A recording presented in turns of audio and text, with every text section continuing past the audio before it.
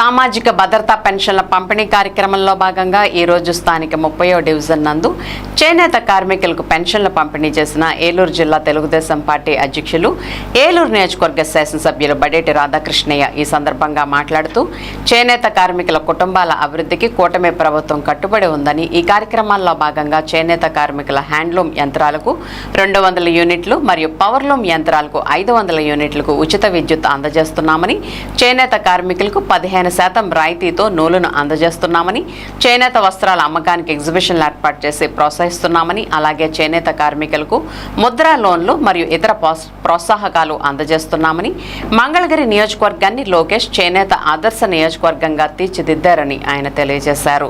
ఈ కార్యక్రమంలో రాష్ట్ర మాలల్ కార్పొరేషన్ డైరెక్టర్ దాసరి ఆంజనేయులు, ఈడా chairman Peddaboina Sivaprasad, AMC chairman Mamillapalli Parthasarathi, deputy mayor Karri Srinivasarao, co option సభ్యులు SMR Pedababu, BSNL advisory board director Lankapalli Manikyalarao, corporator Pappu Umamaheswararao, division incharge మరియు cluster co incharge jute mill Srinu, co division incharge Murali, division president Konda Prasad, Telugu Desam party నాయకులు బాలిన ధనలక్ష్మి, బల్లా వెంకటేశ్వరరావు, బనిశెట్టి సత్యనారాయణ మరియు వివిధ హోదాల్లో ఉన్న కూటమి పార్టీల నాయకులు తదితరులు పాల్గొన్నారు.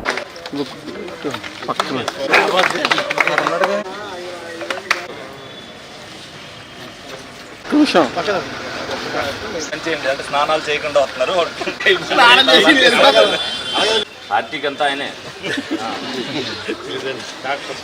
సామాజిక భద్రతా పెన్షన్లో భాగంగా ప్రతి నెల ఏదైతే సామాజిక భద్రతా పెన్షన్లు ఇస్తున్నారో అందులో భాగంగానే ఈ రోజున చేనేత కార్మికులకి ఏదైతే పవర్ లూమ్స్ వాళ్ళకి 500 యూనిట్ల వరకు, హ్యాండ్లూమ్స్ వాళ్ళకి 200 యూనిట్ల వరకు ఉచిత విద్యుత్తును ఏదైతే ఇవ్వడం జరుగుతుందో దానిలో భాగంగానే మరి చేనేత కార్మికులు ఎక్కడైతే ఉన్నారో అక్కడికి వచ్చి పెన్షన్ కార్యక్రమం ఏలూరు నియోజకవర్గంలో ఇవ్వడం జరుగుతుంది.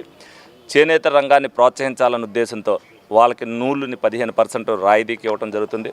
అదేవిధంగా చేనేత ఎగ్జిబిషన్లు పెట్టి చేనేత బట్టలు కొనాలని చెప్పి రాష్ట్ర వ్యాప్తంగా మరి అందరికీ కూడా అడ్వర్టైజ్మెంట్లో భాగంగా ప్రభుత్వమే ఆ సహకారం అందిస్తుంది. అదేవిధంగా ముద్రా లోన్ ద్వారా వాళ్ళందరికీ కూడా లోన్లు ఇచ్చి చేనేత రంగాన్ని ప్రోత్సహించాలి, మళ్ళీ చేనేత రంగాన్ని పూర్వవైభవం తీసుకురావాలనే ఉద్దేశంతో ప్రభుత్వం ఏదైతే చేస్తుందో గౌరవ ముఖ్యమంత్రి చంద్రబాబు నాయుడు గారు అవ్వచ్చు, లోకేష్ గారు అవ్వచ్చు, మంగళగిరిలో అయితే చాలా ఎక్కువగా, ఎందుకంటే ఒక ఆదర్శమైన నియోజకవర్గంగా చేనేతకి తీసుకురావడానికి మరి మంగళగిరిని తయారు చేయడం జరుగుతుంది.